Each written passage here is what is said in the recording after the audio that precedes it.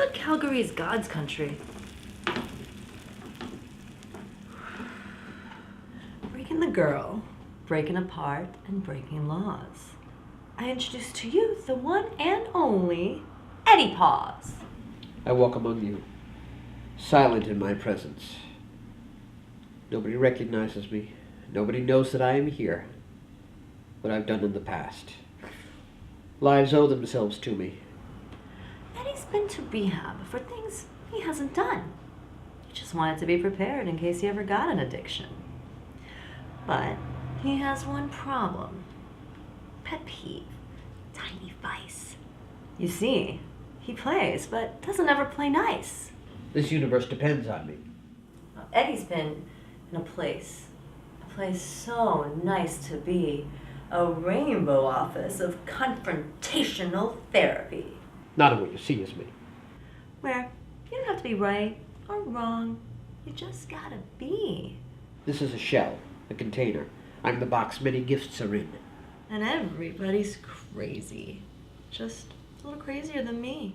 My body does not possess my soul. And I'm the one having fun. Getting paid for therapy. The soul of Eddie Paws, he died a long time ago. He was not strong enough for this world. Now I'm a carrier.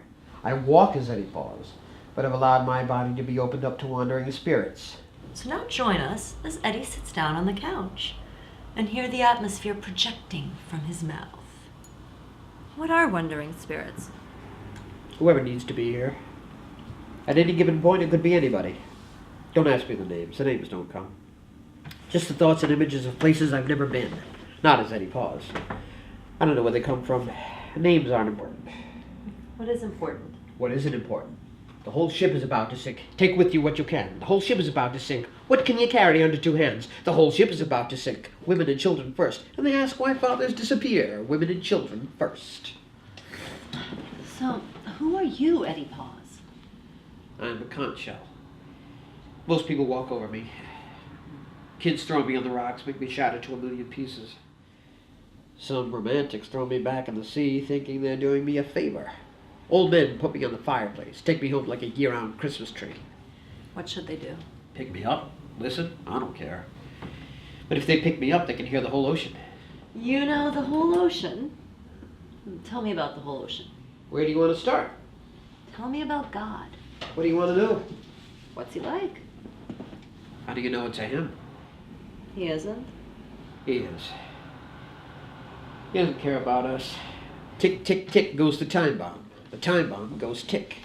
Oh, what time bomb? Ever see destruction? Ever see death? Yeah, sure, on television. I have HBO. They do specials on mass murderers, serial killers, police brutality. It's fascinating. Ever see a child being born? Once. What did you think? Too much blood. So you don't have any children? We're not here to talk about my life. Why not? I don't like talking about myself. That makes you a good listener. By default. Maybe you don't have anything to say. Maybe. I got a letter from a sender, and it told me what to do. It said to send the letter to 9 friends, and that included you. I mean, it's time for you to grow up. Stop sleepwalking through the nightmare of life. I'm offering you a chance to be aware, to be involved. In what? Late tectonics of the gods. So I returned it to the sender. And I knew that it was you. Underneath the Earth's surface there are plates. When these plates break, we get earthquakes. When they break really deep, continents divide. People die. It happens all the time. It's the gods are old. What gods? God, little God, the God that deals with us earthbound wizards. Small God, God that deals with you and people like you. Fatalata, the God of fate. She sounds tough. She's a bitch. Now, like I said, these gods are old. Earthbound wizards, gypsies, and Renaissance men are working their way up the ladder, becoming higher up in the infrastructure. What infrastructure? When you think something, it's already been thought. Ideas are passed down through the universal thought process from God to mere mortals, babies, crickets even. Everybody knows something, but some people don't know they know anything. What do you know? I know it all. At least more than you know. I'm an earthbound wizard. What am I? I guess something higher than a cricket and lower than a baby. I'd say a genius. A genius is lower than a baby? Geniuses are arrogant and comfortable, so they decide to stop learning. They become experts. Nobody knows less than an expert. Your rank is not how smart you are, but how smart you might become. A baby's just begun. And God is the smartest? Yes. So he really knows everything. Yes. So he really can't learn anything. Yes. Then God is an idiot. He can't learn anything. He's got nothing left to learn. No more horizons to expand upon. Except about the failures of man. Those are endless. Tell me about the infrastructure. Yes. Plate tectonics of the gods. People are climbing their way up. Renaissance men, earthbound wizards, gypsies. They all aspire to godhood. Some have reached it. Created a niche. Reached a cult. Aren't cults bad? Don't try to fool me. You'll never be more than a genius. But I proved God is an idiot. No, you proved God is an idiot. What's the difference? God is active in our lives. Far removed, high up in the food chain, but still active. Very active. You can feel him. And just regular God? For most people, he doesn't exist. He's retired, like the memory of a bad uncle. And that's for most people? But not me. God wants me dead. How do you know? Because God's making me suffer. Why? Because I made a deal with the devil. The letter said that I was in love with myself. And that self-love is no good for mental health. It was about my career. The devil told me if I gave it everything, he would give me more in return. How did the devil tell you this? So I got angry and I hated myself. He came to me in a dream. He looked like my father. Then I burnt the letter and felt much better about myself. Do you think your father is the devil? I never gave my father a Father's Day gift. I think that's pretty cruel. Did you call him? Yes. Well, that's good enough. But in this dream, if the devil said you gave it everything, you would get more in return. That doesn't make any sense. How can you get more than everything? Because what I'm giving you is just inside of me, my head, my mind, and that's a lot. But the world is bigger than my head, so the devil said if I gave up what was inside of me, expose it, I would be returned with great riches, great fame, great women. Sounds great. So what's the problem? God's the problem. Really? Yeah, he's not really into people who make deals with the devil. Even in a dream? Even in a dream. Even if I didn't really make a deal with the devil, God knows I was willing to. The intent was there. I've been getting looks from people. What people? Everyone. In bookstores. It's like I sit down to have a coffee and I can just feel this buzz all around me. Some people know. I've decided I wasn't meant to be an American. The voices were telling me I wasn't meant to be an American. What voices? My voices have choices, nice ones too. So many things to do, without me or with you. My choices of voices, nice ones too. Oh, you were saying about being an American?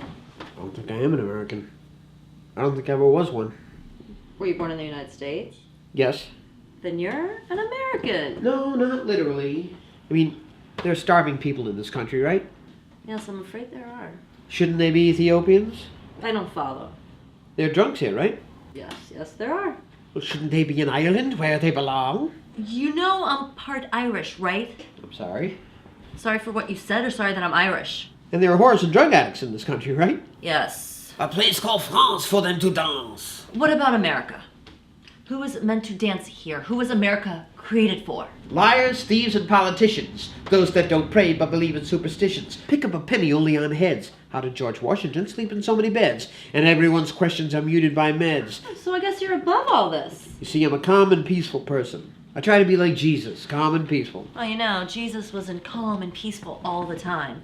He spoke with strength and conviction, and he did scare a lot of people. I believe in strength through passivity. The sharks eat the minnows, and then the sharks get so full and bloated they drown. Or float to the shore. Very good.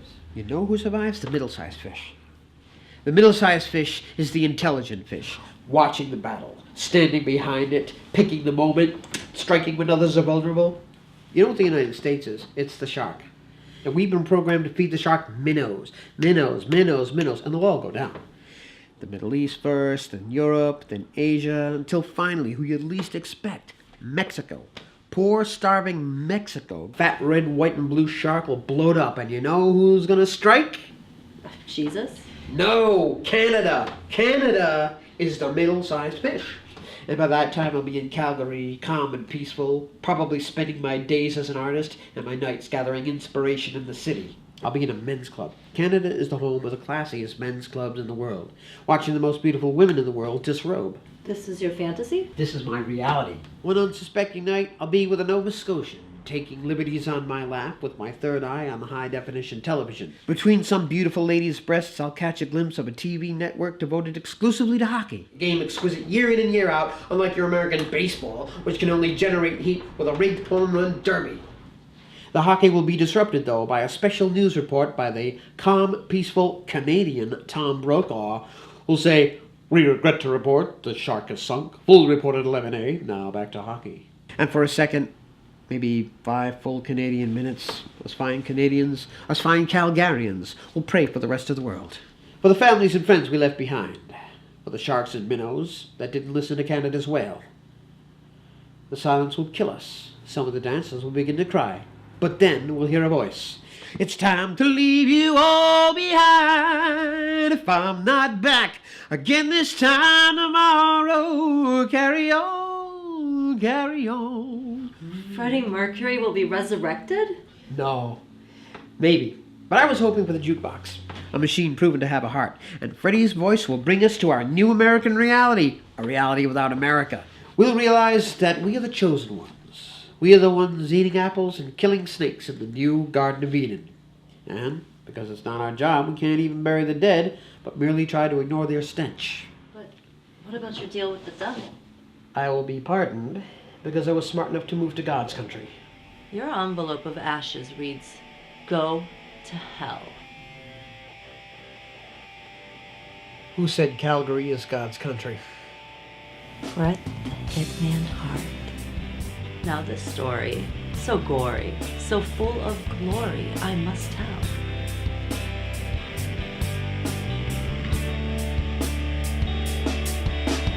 All this time, we've been living with our fears. Just you and me and the government. But now is the time to set things right with you and me and the government. And we know it won't be long, since we know that something's wrong with you and me and the government.